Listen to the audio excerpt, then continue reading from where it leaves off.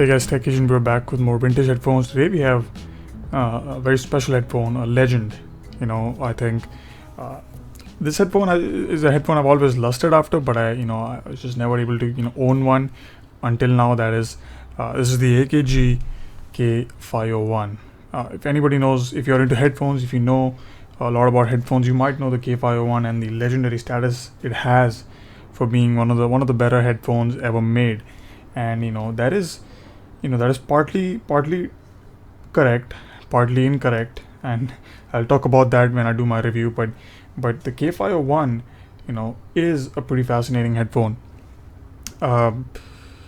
First of all, let's talk about the history behind how I got this headphone. I bought this headphone way back in January, like the first week of January, and it was shipped after a few days after I bought it. And I was expected to get the package in like 15 days. So I was expected to get the package in January, but obviously it never showed up. It never showed up in January. I said, okay, I'll wait another 15 days. It never showed up in February. Nothing happened. So I contacted the seller, and obviously we thought the package was lost somewhere. So we contacted DHL. We filed a complaint, and we did all of that, and still no avail. DHL, the motherfuckers they said we cannot help you have to wait like 8 to 10 weeks done. Still they're saying we don't know anything about the package, we don't know where it is, so we apologize for that. And I lost all my hope that I would ever get this headphone in my hand, because we all of us were certain that the package was lost or somebody stole the package or anything like that.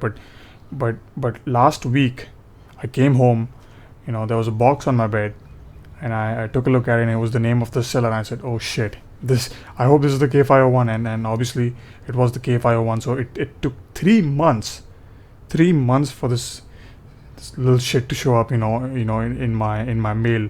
So that's how terrible DHL is. Be very careful with DHL, because those guys are pretty insane. Even if your package is insured and stuff, they will not help you at all. To the headphone itself, this is the K501, as I said. Headphone is not in, when I received it was not in the greatest condition. The elastics were worn, the cable was okay, the pads were completely dusty. These are mesh pads, and they are slightly permeable, so dust and stuff accumulates inside the fibers, and it can get very dusty and gunky. So it took me like 3 or 4 cleans, completely submerged in detergent and water and stuff, to clean out the gunk. And now the pads are in very good condition. AKG pads in general, they are always in good. They should always be in good condition, because the foam AKG uses is very stiff foam for all the K7 series as well as the K5, K4, and those kind of headphones. The foam inside is very stiff, so over time it does not break down as much as the foam on a headphone like a Sennheiser or a Biodynamic would, because those companies use is very soft, and it breaks down very easily over time, but not the AKG one. So they're very, very intact. They're also very soft and stuff. They're in very good condition, thick as they were, and they're very clean now. The leather, I'm personally not a huge fan of leather. I don't like the use of leather in anything, but this is one of the most beautiful leather headbands of I have a K1000, and my K1000 does not have a nice headband as the K501. The K501 is just a work of art, man. What a gorgeous headphone. You have to see it in real life to appreciate what a beautiful headphone this is. For the color scheme, just looking at it, you may not like it, but when you see it in real life, the gold accents, then the black bezel, the matte black bezel, it just looks absolutely gorgeous. I think this is one of the best looking headphones ever. I'm just gonna say ever. It's that beautiful looking in real life. K501, I really like it. I also replaced the elastics. As you can see, the elastics are pink in color. I don't really recommend you use any other kind of elastics, but I just used normal rubber bands, because they're easily available, they're cheap, and even if they wear out within a year and stuff, I can just put new ones back on, so it shouldn't be a problem. You can find the the braided ones in the market and stuff, but I just didn't bother. I was like, normal rubber bands will work. So overall, the K501, just a beautiful headphone. I really like how it is. Now let's talk about the K501's history. I mean, as far as I know, the headphone, the K501, AKG did revisions all the way up to 2004. I mean, they changed some things, some spare parts and stuff till 2004 according to the service manual. After 2004, AKG completely killed the K501, and that was the time the K702 came. A few years later, I think, or at that time, I'm not sure. So the K501 ran all the way from 1996, I think, all the way up to 2004, maybe even earlier. I don't think 1996 is the exact date, but that is the closest reference I was able to get for this headphone.